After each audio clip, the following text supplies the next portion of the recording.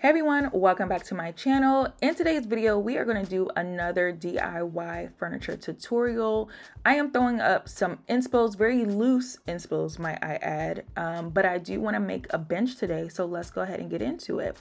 The materials that will be needed will be similar to the DIY console table that I created, so if you have not watched that, please go and do so. We will be using IKEA bamboo serving bowls. This is the largest bowl, so 11 inches in diameter, and it is about $24, y'all. I did try my hardest to find dupes to these bowls at a cheaper price, and I just haven't found any. So if anyone has had success, please let your girl know, okay? The other thing that you need is heavy duty adhesive, construction adhesive. You'll need a caulk gun to use that construction adhesive. That is a very important tool, which I learned the last time. You'll also need wood filler, a sanding kit of your choice. So either they come in different forms. So just something to kind of sand down the wood filler after you put it on. And then we'll also need a tabletop. So the tabletop that I'm using actually came with a TV unit that I purchased, and it's actually a part of the package that I used in my last DIY tutorial. So it came with two. I'm just now using the second one. You'll also need black paint as well as a paintbrush. And this is just for part one. We'll get into the materials for part two because I will be actually doing an upholstered look. So I'm going to be upholstering a cushion for this bench, which I'm actually super excited about. So let's go ahead and get into part one.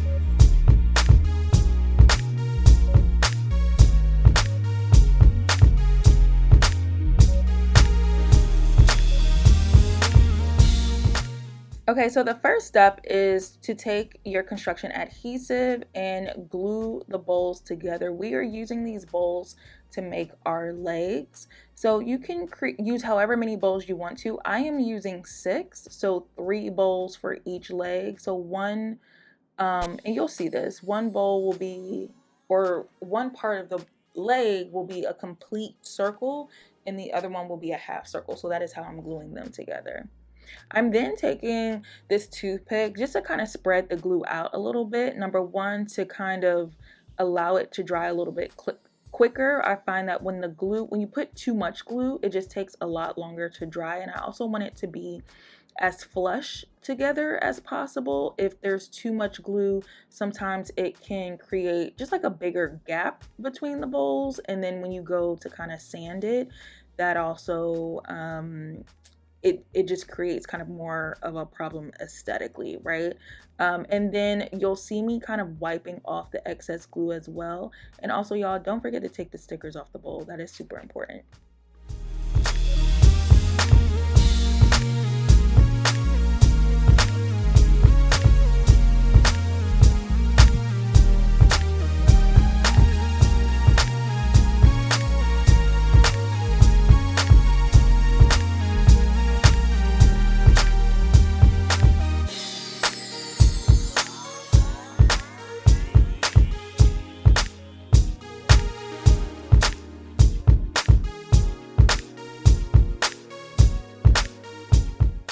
The next step is to take your wood filler and add it to the seams of the 2 bowls.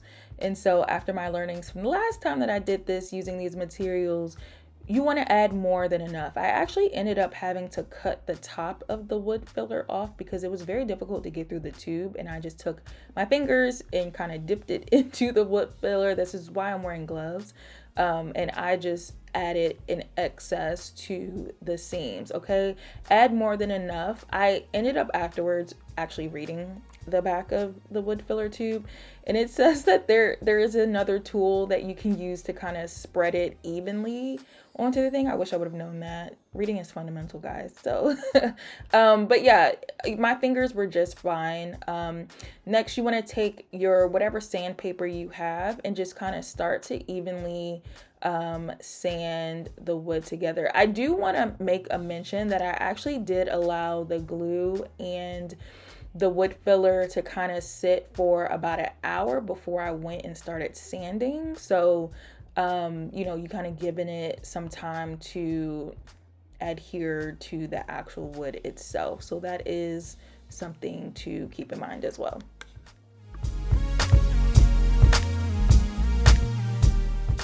All right, and now that we have our legs together, now it's time to paint. So I just picked up this ready to use paint. One, I already had this, but I believe I got this from Walmart or potentially Home Depot, probably Walmart though. It is in the color Onyx Black, and it is flat paint, okay?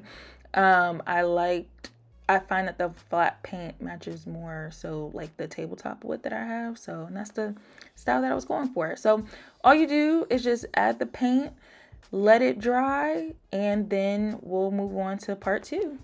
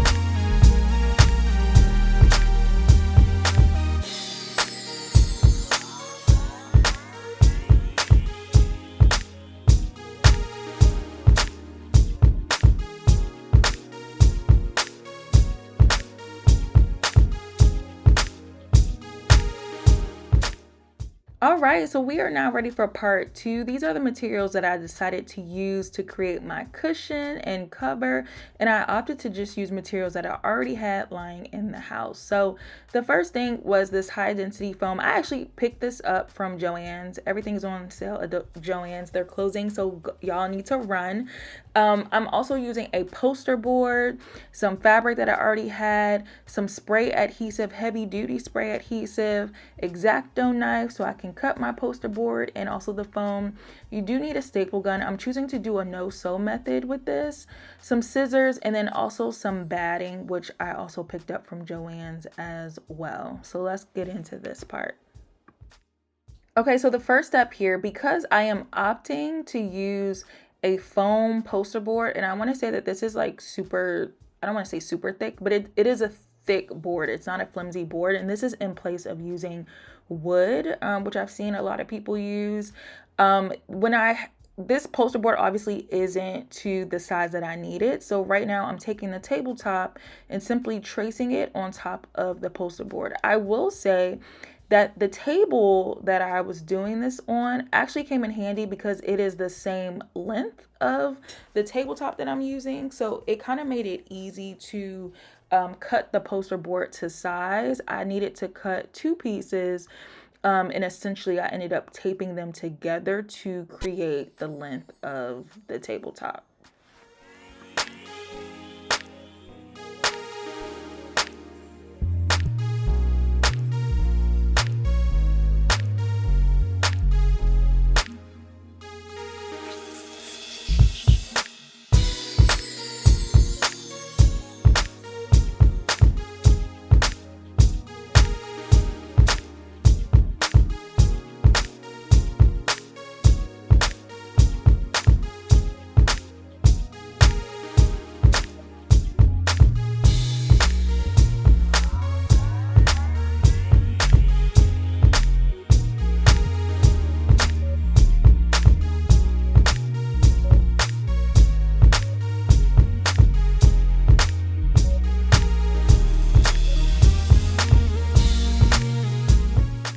All right, so now that I have kind of the board all cut, I'm essentially going to do the same exact thing with the foam. Now, the simplest way to do all of this is just to kind of get all this stuff to size. But again, because I opted to use the materials that I already had and I didn't want to spend a whole bunch of money trying to find, what I actually needed, I'm like, I can just cut it. It's not a big deal. So this is probably extra steps, but you could also just go to like a Home Depot and go find the actual proper size cushions that you all need. The next step would be to take your spray adhesive and spray both surfaces. So you want to spray the poster board, or if you decide to use a wood base, spray the wood base, and then also spray the foam as well and attach it to the board. I did kind of let it sit for like 2 to 3 minutes before attaching it. I also recommend maybe either doing this outside or covering like your floor and your table, because the stuff did kind of get everywhere. It's completely fine. I was able to clean it up, and I did have to mop the floor because it was a little sticky. But yeah, just a little tip from me to you.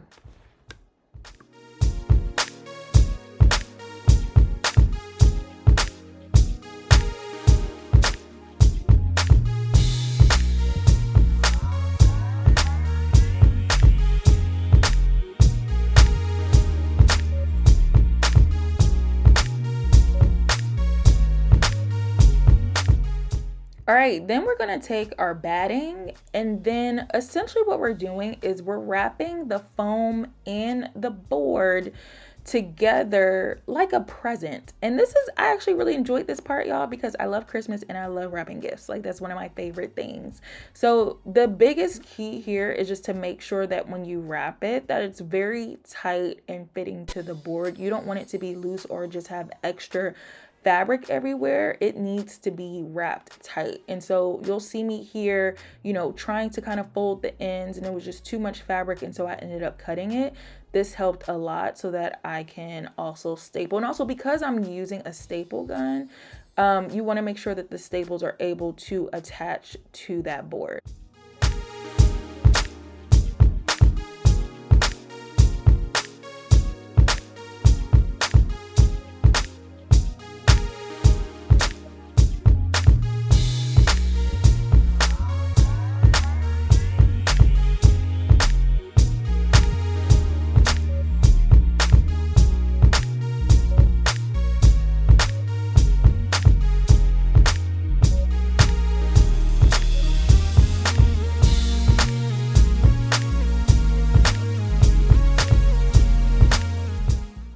All right, we are almost to the end. The next step is you want to go ahead and cover the cushion in fabric. So this is fabric that I've already had. I probably got this from Joann's a while back, years ago, and it kind of worked. I recommend I believe this might be 1 yard of fabric. I recommend getting 2 just so that you have room for mistakes if you need it.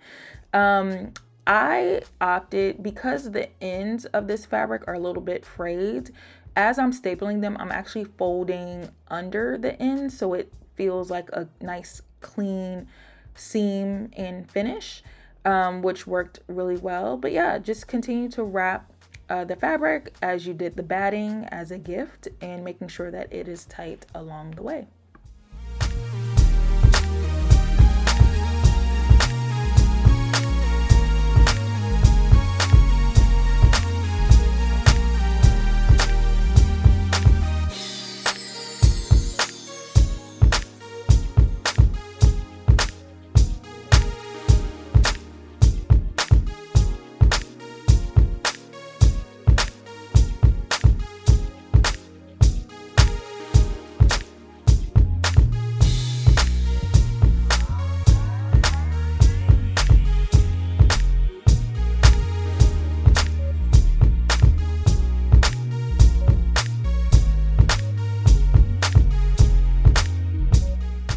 Now, of course, you know, I got to put my signature on everything that I make. So a lot of you asked about this the last furniture tutorial that I did. So I got custom labels made. This is a metal nameplate, and I ordered this off of Amazon. So I will link the vendor down below, but it's so good. I love it.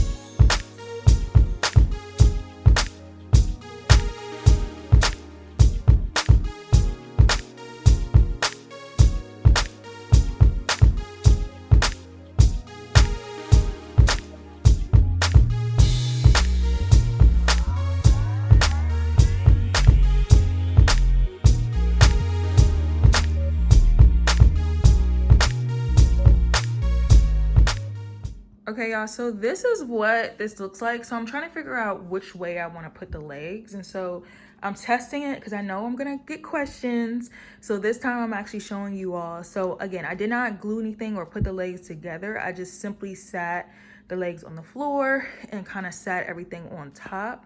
And the thing about this is that I think because the circumference of the ball is not that wide, it's a little wobbly, right? Like the part that is actually on the floor is just, it's so small that it's not, I mean, unless you don't do anything with it, it could be fine. But because I want this to be more functional, I think I'm gonna just flip it the other way and test it. But just to kind of give you all an idea, like when I try to, like, I'm not even doing anything, but do y'all see how wobbly it is?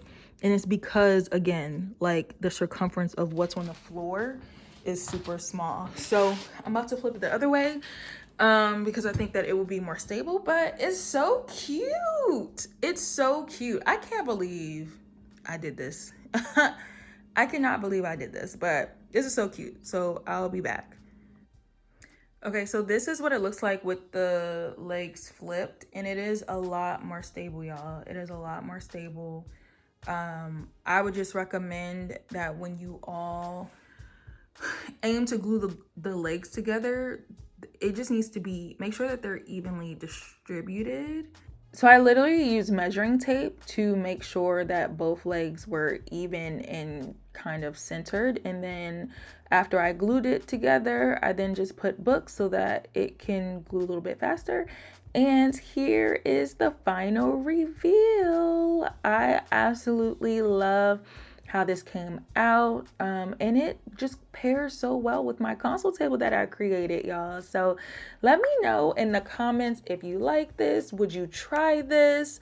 Also, if you have any tips for me, again, this was my first time doing like upholstered furniture, so I was trying to do something that was like low level in terms of like the difficulty. Like this was pretty easy for me to do and didn't, like, it probably took all of 2 days, and that was just because I wanted to let the paint dry for the legs.